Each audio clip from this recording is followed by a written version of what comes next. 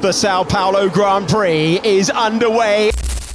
Max Verstappen just delivered one of the most impressive drives of the entire 2025 season, starting from the pit lane, carving through chaos, and somehow finishing on the podium. He fought everyone, passed cars like he was erasing mistakes one overtake at a time, and when it was over, he stood there, calm, composed, and admitted something we rarely hear from a champion. We have to be realistic. Over the whole season, we haven't been good enough. 3 races left, 49 points behind Lando Norris, and for the first time in years, Max Verstappen has conceded that the championship is gone. So tonight, let's unpack the story behind that moment, the math, the mindset, and how the most dominant driver of a generation ended up chasing shadows in a season that slipped away too soon. The performance paradox. How can a driver produce such a brilliant drive and still lose the championship? Let's rewind. After the disaster of qualifying, Verstappen started from the pit lane. A strategic reset after the team admitted their setup gamble had gone completely wrong. From there, he put on a clinic. Lap after lap, he sliced through the midfield, balanced aggression with control, and turned a potential humiliation into a masterclass in recovery. By lap 58, he was fighting for second, going wheel to wheel with Mercedes' Kimi Antonelli in the closing laps. He didn't get him, but the message was clear. The heart of a champion never leaves. It was his 7th consecutive podium, his 14th top 3 finish this season, and yet, it changed nothing. Because while Max fought his way forward, Lando Norris quietly crushed everyone again, winning both the sprint and the main race. And when the points were tallied, Verstappen's deficit didn't shrink. It grew, from around 40 points to 49. The math doesn't lie. The miracle window just slammed shut. We have to be realistic. That wasn't frustration. It was acceptance. The kind of honesty you only hear from a champion who knows exactly where the fight was lost. The math that ended the dream. Let's break it down with cold precision. 3 races left. Each race offers a maximum of 26 points. 25 for victory, 1 for fastest lap. That means the total points remaining are 78. Max trails Lando by 49. Even if Verstappen wins every remaining race with fastest laps, the absolute maximum he can score, Lando only needs 30 points from the final 3 rounds to seal the championship. 30 points. That's an average of 10 per race. So let's put that in perspective. 3 4th-place finishes, Checker title. 2 3rd places and 1 8th Checker title. 1 2nd, 2 7ths Checker title. Lando doesn't even need to win again. He just needs to finish. And that's the nightmare scenario for any chaser. Because even if you're perfect, you're still dependent on someone else being disastrous. This is the cruel math of Formula One, where effort, brilliance, and grit can still lose to timing, upgrades, and circumstance. So yes, the numbers don't kill hope, but they do suffocate it slowly. How did it come to this? You could say it started months ago. Max himself admitted it. We lost way too many points at the beginning and middle of the season. The fact we were still in the fight until now was already a surprise. That's a damning sentence, because it shows even he knew this was a rescue mission, not a defense. Red Bull's year has been a study in inconsistency. The team that once hit setup perfection every weekend started missing windows, struggling with balance, ride quality, and corner grip. Meanwhile, McLaren found flow. Every upgrade clicked. Every track suited them. And when one team rises as another hesitates, momentum shifts quietly, then suddenly. By mid-season, Max was fighting uphill.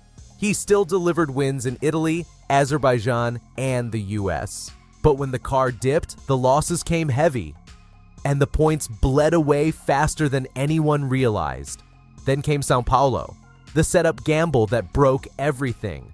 The Sao Paulo setup gamble. After finishing 4th in the sprint, Red Bull faced a choice: play it safe and settle, or risk everything to find performance against McLaren. They chose risk. They rebuilt the car. Suspension changes, aero adjustments, a radical setup swing. It was meant to find speed. Instead, it destroyed balance.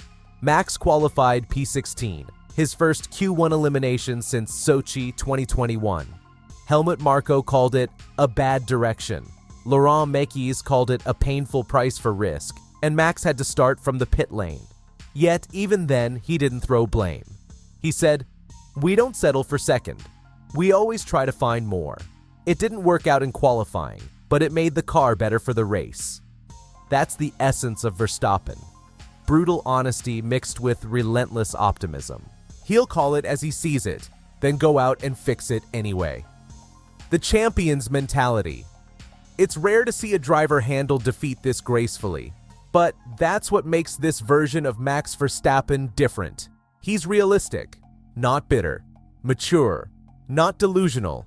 He knows dominance doesn't last forever, that titles aren't owed. They're earned every weekend. And when asked about what's next, he said, "We'll still try everything we can until the end of the season. To score some highlights, to win some races. That's what we're here for." That's not giving up. That's the purest form of fighting back. Because sometimes being a champion isn't about the points you collect. It's about how you carry yourself when the math stops working. His 7-race podium streak proves he hasn't checked out. He's not racing for the title anymore. He's racing for pride. And for the record, he's doing it brilliantly. "What I like," he said, "is that the team never gives up. We always keep trying things." It's a reflection of Red Bull's DNA. Better to fail chasing progress than stagnate in comfort. That attitude built dynasties, and it might just build another. What's next? So where does this story go from here? 3 races left: Las Vegas, Qatar, and Abu Dhabi. 3 stages for 2 very different mindsets. For Lando Norris, it's about control, manage the risk, stay calm, bring it home. For Max Verstappen, it's about defiance. Chase race wins, test setups, learn for next year. Because while 2025 may be gone, 2026 isn't far away. And it's a reset year. New regulations, new engines, new aero philosophies. And if there's one thing Red Bull knows how to do, it's rebuild fast. This season might mark the end of Max's streak, but it's not the end of his story. He's still the most complete driver on the grid, still the benchmark. And when Red Bull gets it right again, he'll be back. Hungrier, sharper, more dangerous. So yes, maybe 2025 is over, but the fire isn't. And that's why fans love him. In the end, Sao Paulo wasn't the crash of a champion, it was the confession of one. A driver who knows when the math says no, but the racer inside still says yes. Max Verstappen's quest for 5 consecutive titles ended not in defeat, but in defiance.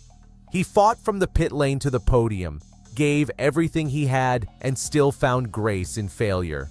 We haven't been good enough, but we'll keep trying. That's what champions sound like when reality hits. So what do you think? Should Max have kept pushing mathematically till the end? Or was this the right time to let go and focus on the future? Tell me your thoughts below. And if you're part of Team Orange Army, share this video with another Max fan who still believes in the long game. Because every great driver's story has a valley before the next peak. And maybe, just maybe, this was his. To always try and be better, because we don't want to settle for second.